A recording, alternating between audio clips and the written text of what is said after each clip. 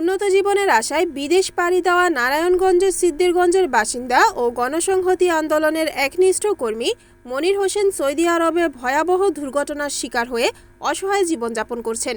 বর্তমানে পঙ্গুত্ব বরণ করে মানবেতর দিন কাটানো মনিরকে দ্রুত দেশে ফিরিয়ে আনতে রাজনৈতিক দল ও সংশ্লিষ্ট সরকারি মহলের মানবিক সহযোগিতা কামনা করেছেন তার পরিবার। মনির হোসেন নারায়ণগঞ্জের সিদ্দিরগঞ্জের ভান্ডারিপুল এলাকার নয়াপাড়া মহল্লায় ভাড়া বাসায় বসবাস করতেন। 4 সদস্যের অভাব বন্টনের সংসারে সচ্ছলতা ফেরানোর স্বপ্ন নিয়ে প্রায় 2 বছর আগে সৌদি আরবে পাড়ি জমান তিনি। বাংলাদেশে থাকাকালীন মনির হোসেন জোনায়েদ সাকির নেতৃত্বাধীন গণসংহতি আন্দোলনের একজন নিবেদিত প্রাণ কর্মী ছিলেন। নারায়ণগঞ্জের রাজপথের মিছিল মিটিং থেকে শুরু করে 2024 সালের গণ অভ্যুত্থান সব ক্ষেত্রেই সামনের সারিতে থেকে নেতৃত্ব দিয়েছেন তিনি।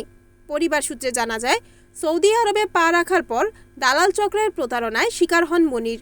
বৈধ আকামা না থাকায় নিরুপায় হয়ে ঝুঁকি নিয়ে কাজ করতে হতো তাকে। এক পর্যায়ে একটি ভবনে নির্মাণ কাজ করার সময় দ্বিতীয় তলা থেকে নিচে পড়ে যান তিনি। এতে তার হাত পা ভেঙে যাওয়া সহ মেরুদণ্ডে গুরুতর আঘাত পান। বর্তমানে তিনি পুরোপুরি শয্যাশয়ী। দীর্ঘদিন ধরে প্রবাসী গুরুতর অসুস্থ হয়ে পড়ে থাকলেও দলীয় পর্যায় থেকে তার কোনো খোঁজ নেওয়া হয়নি বলে অভিযোগ পরিবারের।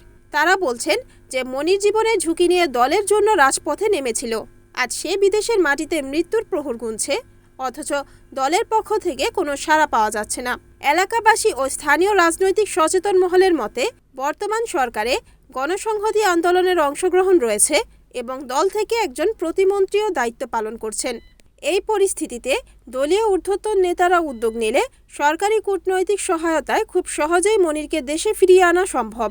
নিজের দলের একজন নিবেদিত প্রাণ কর্মীর এমন সংকটাপন্ন অবস্থায় দ্রুত রাজনৈতিক ও রাষ্ট্রীয় হস্তক্ষেপ কামনা করেছেন স্থানীয় এলাকাবাসী। কালকে দেখলাম একটা নিউজ হয়েছে, তো অনেকে কমেন্ট করতেছে, সহযোগিতা করছে, কত কিছু করছে। অনেক যা করছে কি না করছে দাদা, এটা বড় কথা না দাদা। আমি কেমনে দেশে যাবো, আমার এই ব্যবস্থাটা যাতে সবাই করে দিতে পারেন, আমি এটাই চাই। আমি কেমনে দেশে যাবো এই চিন্তা আছি দাদা। এটা খাওয়ার কষ্ট, থাকার কষ্ট, একটা এসি নাই, ফ্যান নাই, কি একটা কষ্ট দাদা, গরম আর গরম। Report Badruzzaman Ratan, NANTV, Narayanganj.